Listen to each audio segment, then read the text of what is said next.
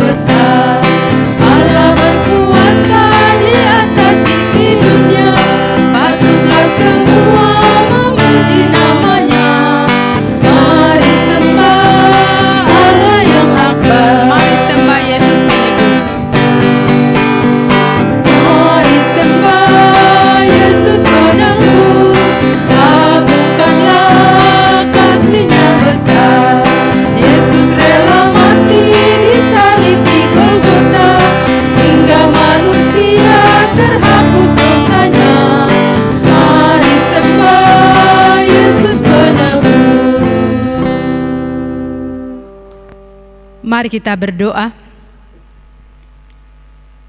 Bapa Surgawi,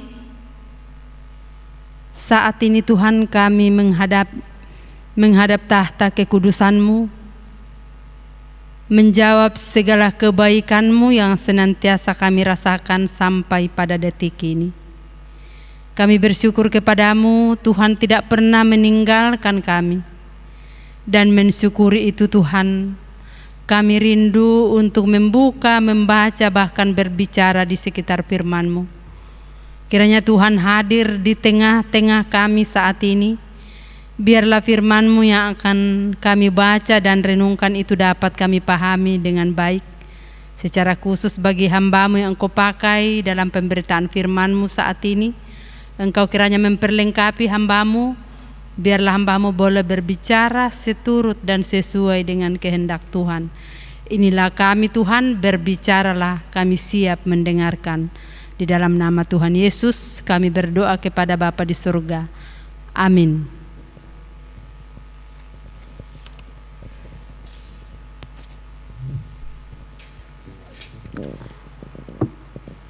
Bagian firman Tuhan yang sudah dipersiapkan hambanya, yaitu terpilih dari Injil Matius pasal 14. Injil Matius pasal 14 ayatnya yang pertama hingga ayatnya yang ke-12. Oleh Lembaga Alkitab Indonesia memberi judul Yesus Pembaptis dibunuh. Pada masa itu sampailah berita-berita tentang Yesus kepada Herodes raja wilayah. Lalu ia berkata kepada pegawai-pegawainya, "Inilah Yohanes Pembaptis. Ia sudah bangkit dari antara orang mati, dan itulah sebabnya kuasa-kuasa itu bekerja di dalamnya. Sebab memang Herodes telah menyuruh menangkap Yohanes, membelenggunya dan memenjarakannya.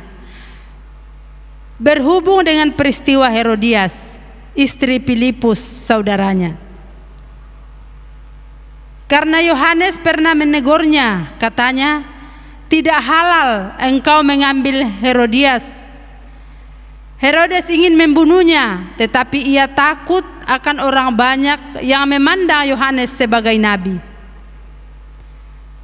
Tetapi pada hari ulang tahun Herodes, menarilah anak perempuan Herodias di tengah-tengah mereka dan menyukakan hati Herodes, sehingga Herodes bersumpah akan memberikan kepadanya apa saja yang dimintanya.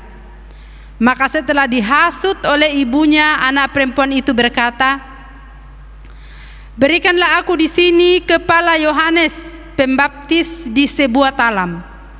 Lalu sedihlah hati raja, tetapi karena sumpahnya dan karena tamu-tamunya diperintahkannya juga untuk memberikannya. Disuruhnya memenggal kepala Yohanes di penjara, dan kepala Yohanes itu pun dibawa orang di sebuah talam, lalu diberikan kepada gadis itu dan ia membawanya kepada ibunya. Kemudian datanglah murid-murid Yohanes Pembaptis mengambil mayatnya dan menguburkannya, lalu pergilah mereka memberitahukannya kepada Yesus. Demikian firman Tuhan, dan amin firman-Nya. Selamat malam dan selamat berjumpa kembali di ibadah renungan harian kita pada malam hari ini, Sabtu 17 Oktober 2020. Dan berharap semoga kita semua dalam kondisi baik dan sehat. Bapak, Ibu, saudara-saudara yang dikasihi dalam Tuhan, kita telah mendengarkan pembacaan kita pada malam hari ini, yang mana terambil dari Injil Matius 14 ayatnya yang pertama hingga ayatnya yang ke-12, yang dituntun oleh satu tema, yaitu mulut orang benar. Mulut orang benar. Di sini dikatakan bahwa mulutmu harimaumu, mulutmu harimaumu. Ungkapan tersebut adalah ungkapan anak muda yang beberapa waktu lalu tren, atau kalau pada saat ini dikatakan viral. Mengapa mulut orang kok bisa jadi harimau? Ternyata mulut bisa membawa celaka jika tidak digunakan dengan baik. Bapak, Ibu, saudara-saudara yang kekasih, mulutmu harimaumu. Tentu kita semua sudah memahami dan sangat mengerti kenapa mulut kok bisa dikatakan mulutmu harimaumu. Tentu kita semua sangat memahami. Untuk itu, Bapak, Ibu, dan saudara-saudaraku yang kekasih, jikalau kita tidak ingin dikenakan atau termasuk diviralkan dengan mulutmu adalah harimaumu, baiklah kita sama-sama menggunakan mulut kita dengan baik, menjaga ucapan-ucapan kita yang akan keluar dari mulut kita. Karena sangat jelas dalam bacaan kita bahwa mulut bisa membawa celaka jika tidak digunakan dengan baik. Untuk itu, Bapak, Ibu, saudara-saudaraku yang kekasih, dapatkah kita katakan kepada Yohanes Pembaptis bahwa mulutmu harimaumu? Jawabnya tentu tidak. Yohanes mati syahid karena kebenaran. Ketika Yesus mulai terkenal dalam pelayanannya, Herodes pun mendengarnya. Dapat kita lihat di ayatnya yang pertama bacaan kita bahwa Herodes ketakutan setelah membunuh Yohanes Pembaptis dan mengatakan, "Inilah Yohanes Pembaptis, ia sudah bangkit dari antara orang mati, dan itulah sebabnya kuasa-kuasa itu bekerja di dalamnya." Herodes pun menyangka bahwa Yesus itu adalah Yohanes yang sudah bangkit lagi. Di ayatnya yang kedua bahwa Herodes telah menyuruh menangkap Yohanes dan memenjarakannya karena mengatakan tidak halal engkau mengambil Herodias menjadi istrimu. Di ayatnya yang ketiga sampai keempat bacaan kita, di situ menyatakan bahwa Herodes ingin membunuh Yohanes, tetapi ia takut kepada orang banyak yang memandang Yohanes sebagai seorang nabi. Ya, di situ Herodes ingin membunuh Yohanes, tetapi karena ia takut kepada orang banyak yang memandang Yohanes sebagai seorang nabi.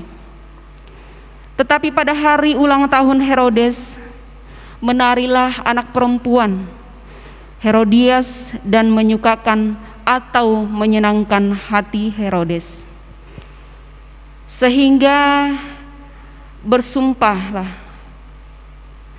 Herodes bersumpah akan memberikan kepadanya apa saja yang dimintanya.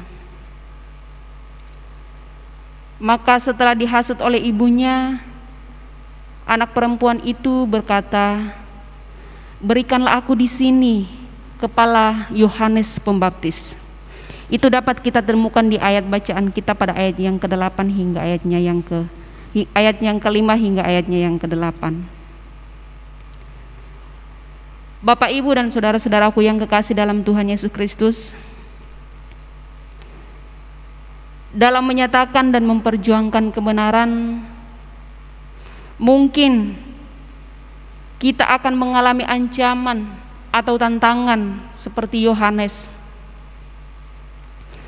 Namun tetaplah memperkatakan hal yang benar, karena itulah yang berkenan di hadapan Allah.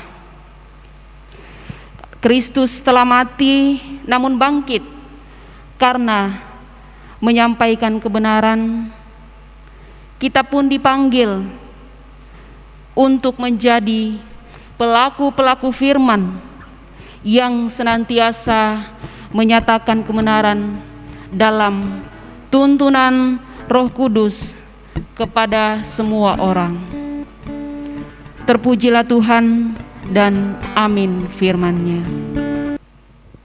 Kuutus kau mengabdi tanpa pamrih, berkarya terus dengan hati teguh. Kita lakukan mengaminkan firman Tuhan yang baru saja kita dengar.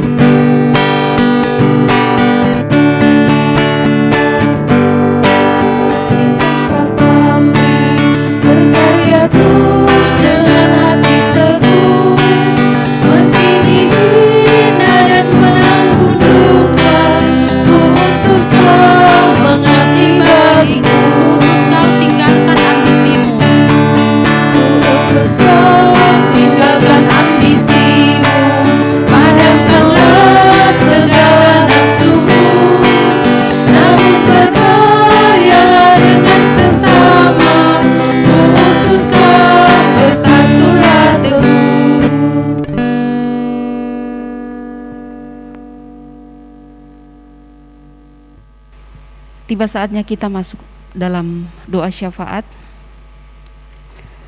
dan kita akan mendukung dalam doa saudara kekasih kita yang sedang dalam pemulihan, yaitu yang pertama Bapak Paulus Tambing yang masih dalam pemulihan, Bapak Yohanes Pere, Bapak Julius Papulung, Saudari Arson dalam pemulihan, dan yang sakit di rumah anak kekasih Alvin. Dan kita juga berdoa buat Ibu Pendeta Agustina yang sedang liburan bersama keluarga. Dan bersyukur bersama Saudara Opriyadi atas pertambahan usia yang ditambahkan oleh Tuhan. Dan kita juga berdoa atas pergumulan yang sedang kita alami pada saat ini. Baik, kita berdoa. Kembali kami datang tunduk menghampiri tahta kekudusan-Mu, ya Allah Bapa kami yang ada dalam kerajaan surga, menandai segala berkat kasih-Mu yang tak pernah luput dalam kehidupan kami. Engkau sudah menuntun menyertai kami Tuhan dalam ibadah yang singkat pada saat ini ya Tuhan. Kami sudah mendengarkan, bahkan sudah merenungkan sebagian kecil akan firman-Mu, yang mana pada saat ini ya Tuhan, firman-Mu senantiasa mengajak kami untuk senantiasa menggunakan mulut kami menjadi mulut orang benar. Bapa yang Maha Kasih dalam kerajaan surga, terima kasih ya Bapa atas waktu yang indah yang Engkau telah nyatakan bagi kami. Bapa yang Maha Kasih dalam kerajaan surga, malam hari ini juga ya Tuhan, kami datang berdoa mendukung saudara-saudara kami yang pada saat ini dalam masa pemulihan, yaitu yang sudah kami sebut namanya tadi. Tuhan, Engkau berkati mereka ya Tuhan, berkati makanan minuman yang dia konsumsi, bahkan obat-obatannya Bapa. Sekiranya lewat daripada minuman, makanan, dan obat-obatannya dikonsumsinya ya Tuhan, dapat menjadi saluran kesembuhan yang asalnya dari Bapa di surga. Bapa, berkati juga ya Tuhan pendampingan akan keluarga dan upaya akan keluarga untuk kesembuhan orang-orang yang kami kasihi ini. Sekiranya lewat semuanya itu dapat menjadi support yang kuat bagi saudara-saudara kekasih yang sedang dalam kesakitan atau sedang dalam pemulihan pada saat ini.